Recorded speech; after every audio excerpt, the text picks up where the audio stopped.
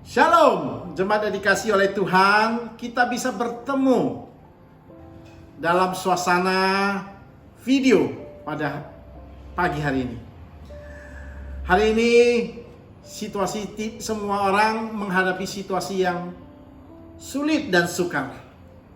Tapi firman Tuhan mengajarkan kita, walaupun kita dalam situasi yang sulit, sukar sekalipun, menderita sekalipun, kita tetap bisa bersukacita. Nah, untuk itu kita mengambil firman Tuhan yang terambil dari Yakobus 1 ayat 2 sampai yang ke-8. Tapi kita membaca sampai ayat yang ketiga saja, 2 dan 3. Begini bunyi firman Tuhan. Iman dan hikmat. Saudara-saudaraku, anggaplah sebagai suatu kebahagiaan apabila kamu jatuh ke dalam berbagai-bagai percobaan. Sebab kamu tahu bahwa ujian terhadap imanmu itu menghasilkan ketekunan. Jemaat yang dikasihi Tuhan, kalau orang menghadapi susah, sukar, menderita, tentu situasi itu biasanya bawanya maunya marah, jengkel, terus emosi. Nah, kadang bahkan kita juga lebih sikap yang lebih parah lagi. Mungkin kita meninggalkan Tuhan, bahkan kita bisa berbuat dosa. Tapi Yakobus mengajarkan kepada kita, dalam situasi sulit sekalipun kita tetap bisa bersukacita. Di sini dikatakan, saudara-saudara, anggaplah. Nah, anggaplah di dalam bahasa aslinya adalah hegeomai. Hegeomai itu punya pengertian lain adalah pikirkanlah, pertimbangkanlah, hitunglah, kendalikanlah dalam nasihat firman Tuhan. Nah, tentu pikirkan apa yang kita pikirkan, apa yang kita pertimbangkan, apa yang kita hitung. Kalau kita hitung secara duniawi, hitung secara manusiawi, tentu penderitaan itu membuat kita itu yang seperti tadi disebutkan. Kita akan marah, kita jengkel, kita akan berbuat dosa, bahkan kita berani meninggalkan Tuhan. Tapi justru pertimbangan-pertimbangan yang sesuai dengan hikmat Allah. Di sini dikatakan ayat kelima, yang tadi kita tidak baca itu. Tapi tema mengatakan dengan hikmat. Hikmat di sini adalah hikmat Allah yang merupakan dalam bahasa aslinya adalah Sophia. Artinya kebijakan yang luas. Tidak hanya dibatasi dengan kebijakan-kebijakan manusiawi, tapi meliputi ilahi, meliputi rohani, dan merupakan pertimbangan Yesus Kristus atau hikmat Yesus Kristus. Jadi kalau kita melihat atau kita mempertimbangkan atau kita pikirkan sesuai dengan Sophia Allah, Sophia Kristus, maka kita akan menemukan di balik penderitaan sekalipun kita masih tetap bisa bersukacita.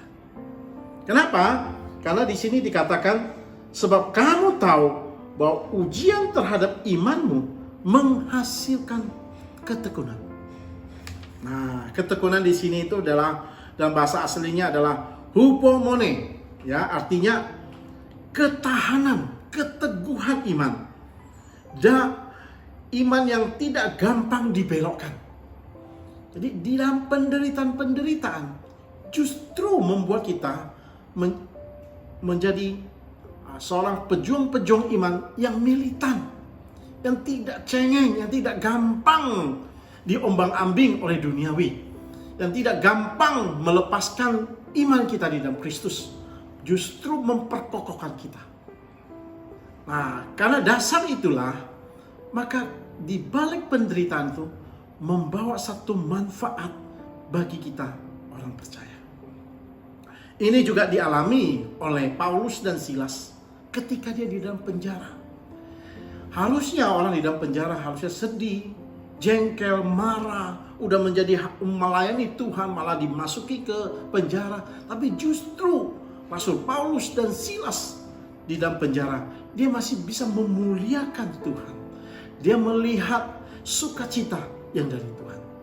Tentu dia mempunyai Sofia di dalam hegeomain dia, di dalam pertimbangan dia punya hikmat Allah di dalamnya. Kita juga sama. Dalam situasi COVID-19 ini, kita tetap harus diisolasi di rumah. Kita dibatasi dalam pergaulan kita.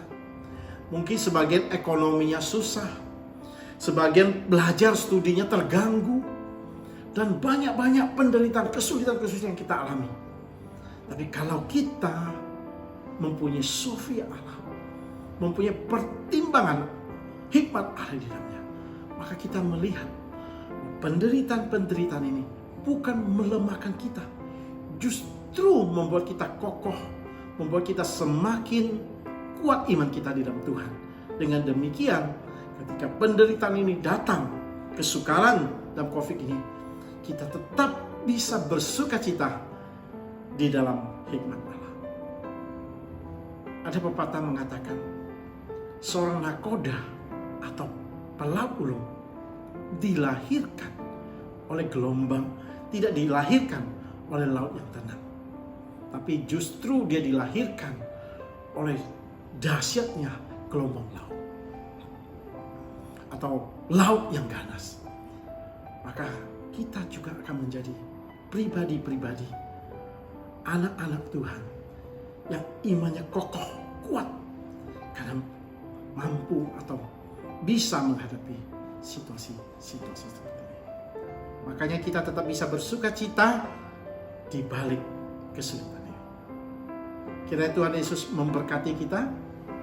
Mari kita melihat apa yang kita alami sebagai suatu yang mendatangkan kebahagiaan bagi kita semua. Tuhan Yesus memberkati.